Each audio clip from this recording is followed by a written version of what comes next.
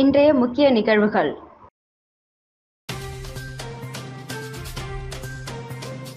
புதுச்சேரியில் 12,700 கோடிக்கு பட்ஜெட் நிதிக்குழு கூட்டத்தில் முடிவு.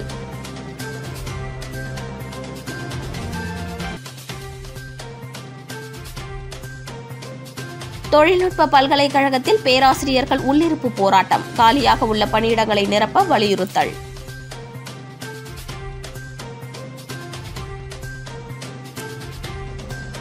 மின்துறையை முற்றுகையிட்டு அதிமுக போராட்டம், உயர்த்தப்பட்ட மின் கட்டணத்தை ரத்து செய்ய வலியுறுத்தல்.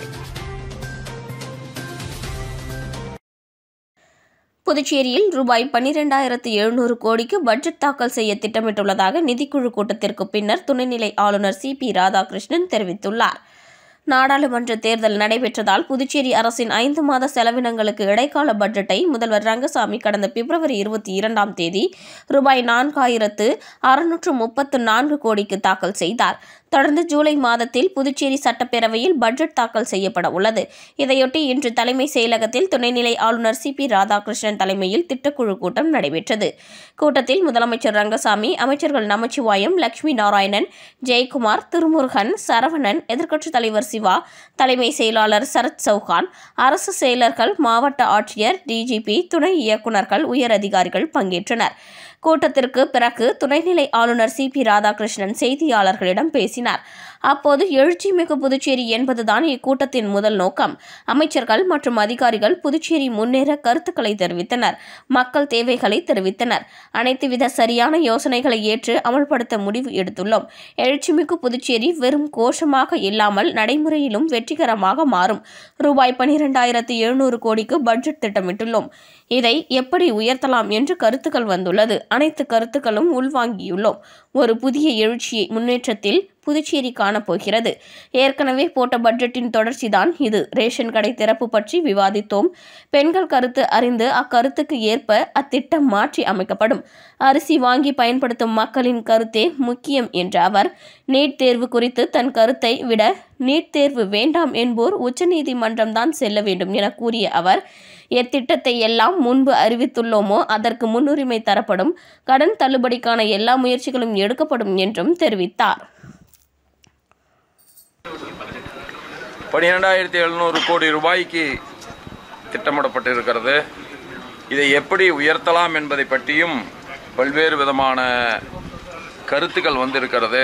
அதையும் எல்லா கருத்துக்களும் உள்வாங்கப்பட்டிருக்கிறது. நிச்சயமாக ஒரு புதிய எழுச்சியை முன்னேற்றத்தில் புதுச்சேரி காணப்போகிறது.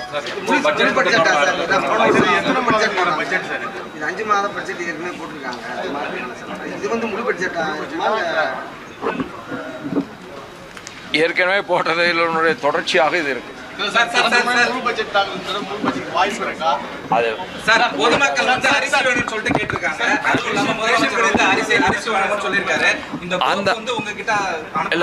அந்த யோசனை இந்த கூட்டத்திலும் விவாதிக்கப்பட்டிருக்கிறது. தாய்மார்களுடைய கருத்துக்களை அறிந்து தாய்மார்கள் என்ன கருத்துக்களை வைத்திருக்கிறார்களோ அந்த கருத்திற்கேற்ப அந்த திட்டம் மாற்றி அமைக்கிறது. புதுச்சேரி தொழில்நுட்ப பல்கலைக்கழகத்தில் காலியாக உள்ள 250க்கும் மேற்பட்ட உதவி பேராசிரியர்கள், அலுவலக ஊழியர்கள் மற்றும் தொழில்நுட்ப பணியிடங்கள் நிரப்ப வலியுறுத்தி பல்கலைக்கழக பேராசிரியர்கள் உள்ளிருப்பு போராட்டத்தில் ஈடுபட்டனர். புதுச்சேரி பிள்ளைச்சாவடியில் செயல்பட்டு வந்த புதுச்சேரி அரசின் பொறியியல் கல்லூரி கடந்த 2020ஆம் ஆண்டு முதல் தொழில்நுட்ப பல்கலைக்கழகமாக மாற்றப்பட்டது. இதில் 3000க்கும் மேற்பட்ட மாணவர்கள் படித்து வருகின்றனர். இந்த நிலையில் 1000க்கும் மேற்பட்ட மாணவர்கள் பட்டம் பெறவுள்ள நிலையில் பல்கலைக்கழக வேந்தராக இருக்கக்கூடிய துணைநிலை ஆளுநர் உடனடியாக பல்கலைக்கழக ஆட்சிமன்ற குழுவை அமைக்க ஆணை பிறப்பிக்க வேண்டும். பற்றாக்குறையாக உள்ள வகுப்பறைகள், ஆய்வகங்களை சரி செய்ய வேண்டும். அகில இந்திய தொழில்நுட்ப கல்விக்குழு 65 வயது வரை பேராசிரியர்கள் பணியாற்றலாம் என்று கூறியுள்ள நிலையில் அதனை புதுச்சேரி அரசு உடனடியாக அமல்படுத்த வேண்டும். உதவி பேராசிரியர், அலுவலக ஊழியர் மற்றும் தொழில்நுட்ப பணியிடங்கள் என காலியாக உள்ள 250 பணியிடங்களை உடனடியாக நிரப்பிட வேண்டும் உள்ளிட்ட பல்வேறு கோரிக்கைகளை வலியுறுத்தி 50க்கும் மேற்பட்ட பேராசிரியர்கள் தொழில்நுட்ப பல்கலைக்கழக வளாகத்தில் காலவரையற்ற உள்ளிருப்பு போராட்டத்தில் ஈடுபட்டனர். அப்போது கைகளில் பதாகைகள் ஏந்தி தங்களின் கோரிக்கைகளை உடனடியாக நிறைவேற்றிட வலியுறுத்தி கோஷங்களை எழுப்பினர். மேலும் இக்கோரிக்கைகளை அரசு நிறைவேற்ற காலதாமதம் செய்தால் தொடர் போராட்டங்களில் ஈடுபட போவதாக பேராசிரியர்கள் தெரிவித்துள்ளனர். புதுச்சேரியில் உயர்த்தப்பட்ட மின் கட்டணத்தை திரும்பப் பெற வலியுறுத்தி அதிமுக மாநில செயலாளர் அன்பழகன் தலைமையில் 100க்கும் மேற்பட்ட அதிமுகவினர் மின்துறை தலைமை அலுவலகத்தை முற்றுகையிட்டு போராட்டத்தில் ஈடுபட்டனர். புதுச்சேரியில் கடந்த ஞாயிற்றுக்கிழமை முதல் மின் கட்டணம் உயர்த்தப்பட்டுள்ளது. வீட்டு உபயோக மின் கட்டணம் 40 பைசா முதல் 75 பைசா வரை உயர்த்தப்பட்டுள்ளது. இந்த நிலையில் உயர்த்தப்பட்ட மின் கட்டணத்தை திரும்பப் பெற கோரி அதிமுக சார்பில் மின்துறை தலைமை அலுவலகம் முன்பு அதிமுக கண்டன ஆர்ப்பாட்டம் நடைபெற்றது. மாநில செயலாளர் அன்பழகன் தலைமையில் நடைபெற்ற இந்த போராட்டத்தில் 100க்கும் மேற்பட்ட அதிமுகவினர் கலந்து கொண்டு மின்துறை அலுவலகத்தை முற்றுகையிட்டு உயர்த்தப்பட்ட மின் கட்டணத்தை திரும்பப் பெற வலியுறுத்தி அரசுக்கு எதிராக கோஷங்களை எழுப்பினர். தொடர்ந்து போராட்டத்தில் ஈடுபட்ட அதிமுக மாநில செயலாளர் அன்பழகன் உள்ளிட்ட 100க்கும் மேற்பட்டோரை போலீசார் கைது செய்தனர்.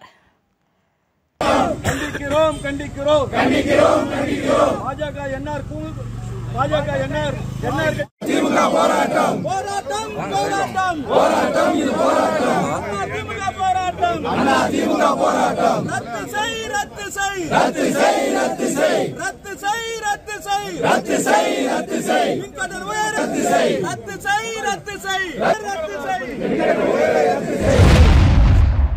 புதுச்சேரியில் பரபரப்பான காலை நேரத்தில் காய்கறி கடை வியாபாரியின் இருசக்கர வாகனத்தை மர்ம நபர் ஒருவர் திருடி செல்லும் சிசிடிவி காட்சிகளை போலீசார் வெளியிட்டு அவரை தேடி வருகின்றனர். புதுச்சேரி சாரம் பகுதியைச் சேர்ந்தவர் சுப்பிரமணி. இவர் நகர பகுதியான ரங்கப்பிள்ளை வீதியில் மொத்தம் மற்றும் சில்லறை காய்கறி கடை நடத்தி வருகிறார். இவர் தன் கடைப்பணிக்காக எக்ஸல் வாகனம் வைத்துள்ளார். இந்த நிலையில் கடந்த 11ஆம் தேதி காலை 7 மணி அளவில் சுப்பிரமணி தனது இருசக்கர வாகனத்தை கடை வாசலில் நிறுத்திவிட்டு வியாபாரம் பார்த்து வந்துள்ளார். பின்னர் 11 மணி அளவில் வெளியே வந்து பார்த்தபோது தனது இருசக்கர வாகனம் மாயமாகி இருப்பதைக் கண்டு அவர் அதிர்ச்சி அடைந்து மார்க்கெட் பகுதியில் தேடியுள்ளார். எங்கும் தனது வாகனம் கிடைக்காத நிலையில் சுப்பிரமணி பெரிய கடை காவல் நிலையத்தில் அளித்த புகாரின் பேரில் போலீசார் வழக்கு பதிவு செய்து அத்தெருவில் பொருத்தப்பட்டிருந்த சிசிடிவி காட்சிகளை ஆய்வு செய்தனர். அதில் காலை நேரத்தில் மிகவும் பரபரப்பாக காணப்படும் சாலையில் சட்டை ஜீன்ஸ் அணிந்த வாலிபர் ஒருவர் சுப்பிரமணியின் இருசக்கர வாகனத்தை திருடி செல்லும் காட்சிகள் பதிவாகி இருந்தது. தொடர்ந்து அக்காட்சிகளை வெளியிட்ட போலீசார் அவரை தேடி வருகின்றனர். மேலும் அதே வாலிபர் புதுச்சேரியில் வெவ்வேறு பகுதிகளில் இருசக்கர வாகனங்கள் திருடி இருப்பதும் தெரியவந்துள்ளது. ரேஷன் கடையே இல்லாத மாநிலமாக புதுச்சேரி மாநிலம் உள்ளதை மாற்றி இந்த பட்ஜெட்டில் ரேஷன் கடை இயங்குகின்ற நிலையை ஏற்படுத்த வேண்டும் என துணைநிலை ஆளுநர் தலைமையில் நடைபெற்ற திட்டக்குழு கூட்டத்திற்கு பிறகு சட்டமன்ற எதிர்க்கட்சித் தலைவர் சிவா வலியுறுத்தியுள்ளார். புதுச்சேரி துணைநிலை ஆளுநர் தலைமையில் தலைமை செயலகத்தில் நடைபெற்ற மாநில திட்டக்குழு கூட்டத்தில் பங்கேற்ற பின் சட்டமன்ற எதிர்க்கட்சித் தலைவர் சிவா செய்தியாளர்களிடம் கூறுகையில், மாநிலத்தில் முக்கிய பிரச்சினையாக உள்ள மாநிலத்தின் கடன் தொகை மற்றும் அதற்கு செலுத்தும் வட்டித் தொகை குறைப்பதற்கான வழியை ஆராய வேண்டும். புதுச்சேரியில் புதிய தொழிற்சாலைகள் வருவதற்குண்டான புதிய தொழில் கொள்கையை இந்த அரசு கொண்டு வர வேண்டும். சுற்றுலா நகரமாக இருக்கின்ற புதுச்சேரியில் புதிய திட்டம் எதையும் எந்த அரசு கொண்டு வரவில்லை. குறிப்பாக நகரத்தின் போக்குவரத்து நெரிசலை குறைக்க மேம்பாலங்கள் கொண்டுவரப்படும் என்ற அறிவிப்பு மட்டும்தான் உள்ளது. அதற்கு எந்த நடவடிக்கையும் எடுக்காததால் மக்கள் மிகுந்த சிரமத்திற்கு உள்ளாகின்றனர். சுகாதாரம் கேள்விக்குறியாகி உள்ளது. 50 ஆண்டுகளுக்கு முன்பு போடப்பட்ட பாதாள சாக்கடை திட்டம் இன்று காலாவதியாகிவிட்டது. புதிய திட்டமும் தோல்வி கண்டு மக்கள் இறக்கும் நிலை ஏற்பட்டுள்ளது. நகரின் குடிநீர் தேவையை பூர்த்தி செய்ய 3 ஆண்டுகளுக்கு முன்பு துவங்கப்பட்ட AFT திட்டமும் கடப்பில் போடப்பட்டுள்ளது. மக்களுக்கு எதிர்கால குடிநீர் என்பது கேள்விக்குறியாகி உள்ளது. கடல் நீரை குடிநீராக்கும் திட்டம் செயல்படுத்தப்படும் என்று கடந்த 3 சட்டமன்ற கூட்டத்தொடரிலும் ஆட்சியாளர்கள் கூறினாலும் அதற்கான பூர்வாங்க பணிகள் ஏதும் தொடங்கப்படவில்லை. அதேபோல் நகரத்தின் வளர்ச்சி பணிகள் ஏதும் செய்யாமல் பாதியில் நிற்கிறது. குறிப்பாக ரூபாய் 1000 கோடி வருவாய் ஈட்டித்தரும் துறைமுகம் தனியாருக்கு தாரை வார்க்கப்பட்டுள்ளது. 12% ரூபாய் 1260 கோடி லாபம் ஈட்டி இருக்கக்கூடிய மின்துறையை தனியாருக்கு தாரை வார்க்க நினைப்பதும் மின் கட்டணத்தை உயர்த்துவதும் ஏற்புடையதல்ல. மக்கள் நலன் கருதி அதனை பரிசீலனை செய்ய வேண்டும். கடந்த ஆட்சியில் ரூபாய் 50 கோடி செலவு செய்து ஸ்மார்ட் மின் மீட்டர் வாங்கினார்கள். இந்த ஆட்சியாளர்கள் ரூபாய் 250 கோடி செலவு செய்து ப்ரீபெய்ட் மின் மீட்டர் வாங்கி உள்ளீர்கள். தனியாருக்கு கொடுக்க முடிவு செய்து மக்கள் வரி பணத்தை வீண் செய்வது நியாயமில்லை.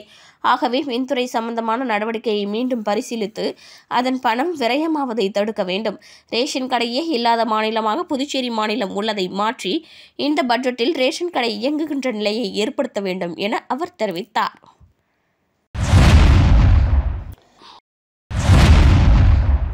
புதுச்சேரி குயவர்பாளையம் பகுதியில் வாய்க்கால் அமைக்கும் பணி ஆமை வேகத்தில் நடைபெற்று வருவதை கண்டித்து திமுக சார்பில் கண்டன ஆர்ப்பாட்டம் நடைபெற்றது. புதுச்சேரி நெல்லித்தோப்பு தொகுதிக்குட்பட்ட லெனின் வீதி முழுவதும் வியாபார நிறுவனங்கள் அதிகம் உள்ளன. சாரம் காமராஜர் சாலையில் துவங்கி திருவள்ளுவர் சாலை வரையிலான 740 மீட்டர் தூரம் கொண்ட இச்சாலை குண்டும் குழியுமாகவும் சாலையோர வாய்க்கால் சேதமடைந்தும் இருந்தது. இதையடுத்து பொதுப்பணித்துறை மத்திய கோட்டம் சார்பில் ரூபாய் 1.36 கோடி மதிப்பில் வாய்க்கால் மற்றும் சாலை பணி கடந்த ஆண்டு துவங்கியது. பணிகள் துவங்கி ஒரு ஆண்டு நிறைவு பெற உள்ள நிலையில் இன்னும் முழுமையாக பணிகள் முடிவடையாததால் அப்பகுதியில் உள்ள பொதுமக்களும் வியாபாரிகளும் அவதியடைந்து வருகின்றனர். இதனிடையே பொதுப்பணித்துறையின் இந்த அலட்சிய போக்கை கண்டித்து நெல்லித்தோப்பு தொகுதி திமுக சார்பில் லெனின் வீதியில் கண்டன ஆர்ப்பாட்டம் நடைபெற்றது. தலைமை பொதுக்குழு உறுப்பினர் கார்த்திகேயன் தலைமையில் நடைபெற்ற இந்த போராட்டத்தில் அப்பகுதியைச் சேர்ந்த 100க்கும் மேற்பட்டோர் கலந்து கொண்டு அரசை கண்டித்து கண்டன கோஷங்களை எழுப்பினர். சஞ்சீவி நகர் திரௌபதி அம்மன் கோவில் பிரம்மோற்சவத்தை முன்னிட்டு நடந்த தீமிதி திருவிழாவில் ஏராளமான பக்தர்கள் தீமிதித்து நேர்த்திக்கடன் செலுத்தினர். புதுச்சேரி அடுத்த சஞ்சீவி நகரில் உள்ள சஞ்சீவி விநாயகர், செங்குழுநீர் அம்மன், திரௌபதி அம்மன், கெங்கை அம்மன் கோவில்களின் பிரம்மோற்சவ விழா கடந்த வாரம் துவங்கியது. இதையொட்டி கடந்த 11ஆம் தேதி கெங்கை அம்மனுக்கு மாரியம்மனுக்கும் கூழ்வார்த்தல் நடைபெற்றது. தொடர்ந்து அன்று மாலை சடல் உற்சவம் நடைபெற்றது. 14ஆம் தேதி இரவு 8 மணிக்கு அர்ஜுனனுக்கும் திரௌபதி அம்மனுக்கும் திருக்கல்யாணமும், 15ஆம் தேதி இரவு கிருஷ்ணன் ரதம் செலுத்த அர்ஜுனன் திரௌபதி அம்மன் வீதி விழாவும், 16ஆம் தேதி காலை 6 மணிக்கு அர்ஜுனன் தபசு ஏறுதலும் நடைபெற்றது. அன்றிரவு 10 மணிக்கு கிருஷ்ணன், அர்ஜுனன், திரௌபதி அம்மன் வீதி விழா மற்றும் அரவான் கடைப்பலி நிகழ்ச்சி நடைபெற்றது. இன்று இரவு 8 மணிக்கு தீமிதி திருவிழா நடந்தது. விழாவில் திரளான பக்தர்கள் கலந்து கொண்டு தீமிதித்து நேர்த்திக்கடனை செலுத்தினர். இதில் சுற்று வட்டாரத்தை சேர்ந்த ஏராளமான பக்தர்கள் பங்கேற்று சுவாமி தரிசனம் செய்தனர். இதனைத் தொடர்ந்து பெண்கள் அங்க பிரதட்சணம் செய்து வேண்டுதலை நிறைவேற்றினர். மேலும் இரவு இன்னிசை நிகழ்ச்சி, கிராம தெருக்கூத்து நிகழ்ச்சி நடைபெற்றது. இதில் திரளான பொதுமக்கள் கலந்து கொண்டு பார்த்து ரசித்தனர். விழாவிற்கான ஏற்பாடுகளை கிராம பஞ்சாயத்துதாரர் மற்றும் பொதுமக்கள் செய்திருந்தனர். திருவண்டார் கோவிலில் மகளிர் மற்றும் குழந்தைகள் மேம்பாட்டுத்துறை ஊழியர் பிரிவு உபச்சார விழா நடைபெற்றது. இதில் திருபுவனை தொகுதி முன்னாள் சட்டமன்ற உறுப்பினர் கோபிகா கலந்து கொண்டு வாழ்த்தி பேசினார். புதுச்சேரி மகளிர் மற்றும் குழந்தைகள் மேம்பாட்டுத் துறையில் பணியாற்றி ஓய்வு பெற்ற திருவண்டார் கோவில் அங்கன்வாடி ஊழியர் ஈஸ்வரி வாசுதேவன் பிரிவு உபச்சார விழா திருவண்டார் கோவிலில் அங்கன்வாடி மையத்தில் நடைபெற்றது. இந்த நிகழ்ச்சியில் திருபுவனை தொகுதி முன்னாள் சட்டமன்ற உறுப்பினர் கோபிகா கலந்து கொண்டு ஈஸ்வரிக்கு சால்வை அணிவித்து பரிசுப் பொருட்கள் வழங்கியும் வாழ்த்தி பேசினார். இந்த நிகழ்ச்சியில் என்ஆர் காங்கிரஸ் இலக்கிய பேரவைத் தலைவர் தனசேகரன் முன்னிலை வகித்தார். புதுச்சேரி மற்றும் திருபுவனை தொகுதியைச் சேர்ந்த பல்வேறு கட்சிகளைச் சேர்ந்த பிரமுகர்கள், உறவினர்கள், நண்பர்கள், ஊர் பிரமுகர்கள், அங்கன்வாடி ஊழியர்கள், பொதுமக்கள் என பலர் கலந்து கொண்டு ஈஸ்வரி வாசுதேவனுக்கு சால்வை அணிவித்தும் இனிப்புகள் வழங்கியும் வாழ்த்தி பேசினர். நிகழ்ச்சியின் முடிவில் சமூக சேவகர் இளையராஜா விழாவில் கலந்து கொண்ட அனைவருக்கும் நன்றி கூறினார். சன்னியாசிக்குப்பம் அரசு நடுநிலைப் பள்ளியில் மாணவர்களுக்கு இலவச சீருடை மற்றும் பாடப்புத்தகம் வழங்கும் விழா நடைபெற்றது. புதுச்சேரி மாநிலம் சன்னியாசிக்குப்பம் அரசு நடுநிலைப் பள்ளியில் மாணவர்களுக்கு இலவச சீருடை மற்றும் பாடப்புத்தகம் வழங்கும் விழா நடைபெற்றது. இதில் ஆசிரியர் சுதா மகேஷ் வரவேற்புரையாற்றினார். ஆசிரியை கிருத்திகா நிகழ்ச்சியை தொகுத்து வழங்கினார். தலைமை ஆசிரியர் டேனியல் அந்தோனி ராஜ் லியோ தலைமை தாங்கினார். இதில் திருபுவனை தொகுதியின் சட்டமன்ற உறுப்பினர் அங்காளன் சிறப்பு விருந்தினராக கலந்து கொண்டு பள்ளி மாணவர்களுக்கு இலவச சீருடை மற்றும் பாடப்புத்தகங்களை வழங்கினார். மேலும் பள்ளிக்கு 17 லட்சம் மதிப்பிலான 3 வகுப்பறைகளை கட்டித் தருவதற்கான ஏற்பாடுகளை செய்துள்ளதாக தெரிவித்தார். இந்த நிகழ்ச்சியில் ஆசிரியை செந்தமிழ் செல்வி நன்றி கூறினார்.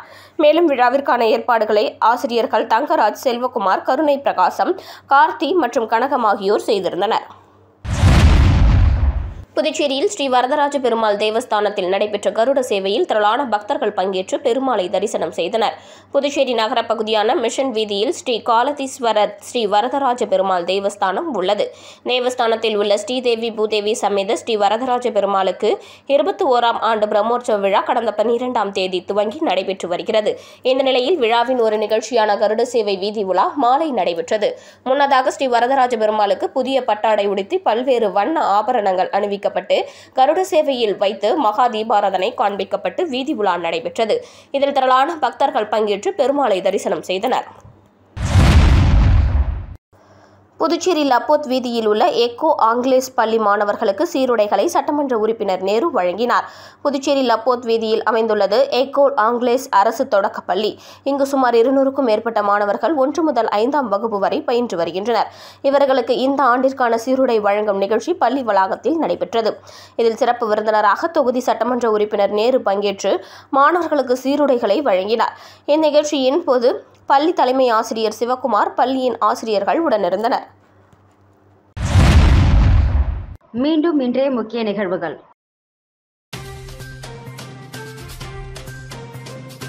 புதுச்சேரியில் 12,700 கோடிக்கு பட்ஜெட், நிதிக்குழு கூட்டத்தில் முடிவு.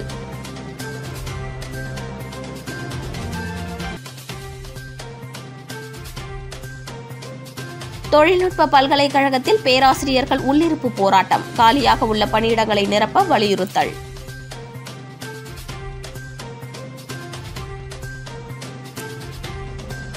மின்துறையை முற்றுகையிட்டு அதிமுக போராட்டம், உயர்த்தப்பட்ட மின் கட்டணத்தை ரத்து செய்ய வலியுறுத்தல்.